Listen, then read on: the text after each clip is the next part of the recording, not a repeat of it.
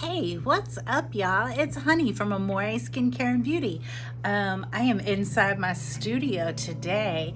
Um, there's my fanciness over there.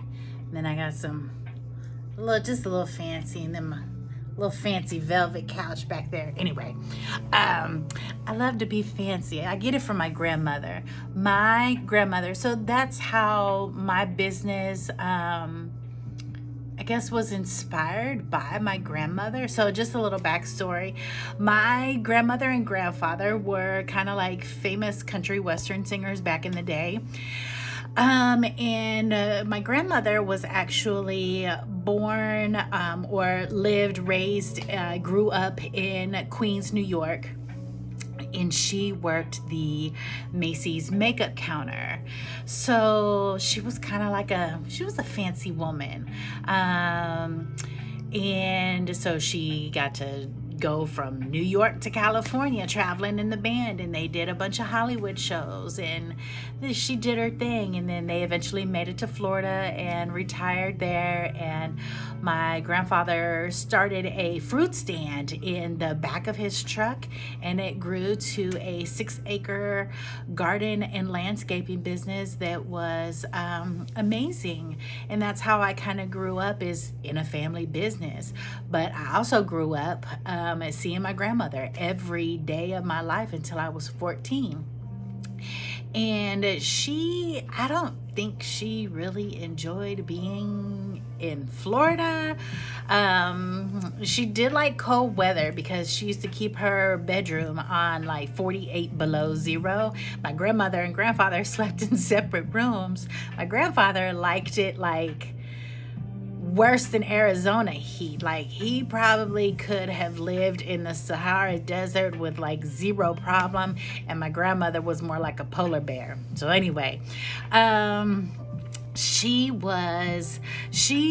loved to dote on me. She always, like, every day I came in after school, she was like, have you ate? How was your day? Yada yada yada. And she would always be like, this is how a woman sits, this is how a woman stands, this is how a woman walks. She just wanted me to be the best version of the woman that I wanted to be, but like buffer it and polish it. But at that period of time, that's what you were supposed to be, a finished woman. They went to finishing schools. So anyway, she would always tell me these really amazing stories about her going to Hollywood and getting dressed up and being just beautiful and relishing in her glory. And she was like my little ginger goddess. I was kind of starstruck by her. But the woman that I seen was a woman who, if at that time mental health had been a conversation, I believe she would have got the help that she needed. But at that period of time in the 80s, mental health was not something that people talked about at all. And so she didn't get the help that she needed, and she did need a lot of help.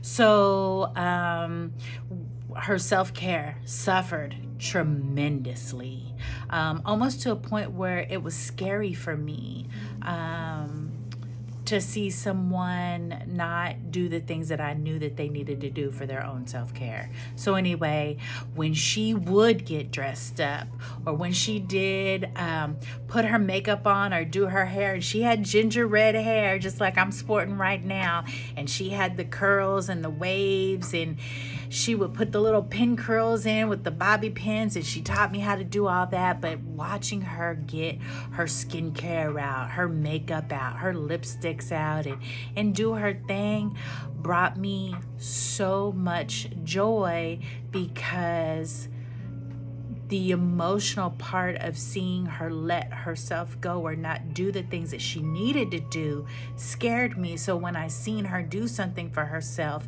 it stuck out, and it made memories with me, and it made me feel like Beyonce, like she was feeling herself. And so I loved to see her feel herself. And so anyway, it was at that time, I guess later on in life, that I realized, how mental health and self-care are many parts of a whole.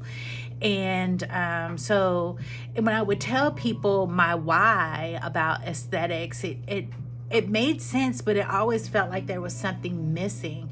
And so it wasn't until here recently that I was able to dive deeper into the memories that I had completely blocked out, and understood why aesthetics was so important to me. I did have problems with my own skin, and for years I did all the horrible things. I slept with makeup on because I didn't want my boyfriend to see my face. So I do have my own skincare issues. But for me, it's the part where I get to see a woman see herself the way her loved ones see her, the same way that I seen my grandmother, as the ginger goddess that I knew her to be. So that's the story of Amore Skincare and Beauty, and I hope to see you guys soon. If you need a skincare a virtual consultation, I do offer those as well. You can book those on my website at www.facialslouisville.com. Bye, y'all.